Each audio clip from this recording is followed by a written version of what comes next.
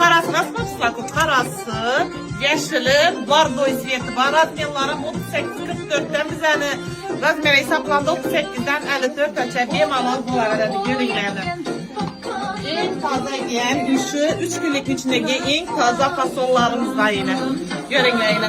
Bunlarımız yine 650 satılıngan top yifkere. Bunlardan sizlere zor baka koyup veremem. 350 bin somdan koyup veremem. Görünler. Elbette bizlere abone olup yakınlarınızı bilgiler komentlayın. Yazıp gelinler yine de hoşurayla. Şikine razmerlerim bagerilerimize bunu.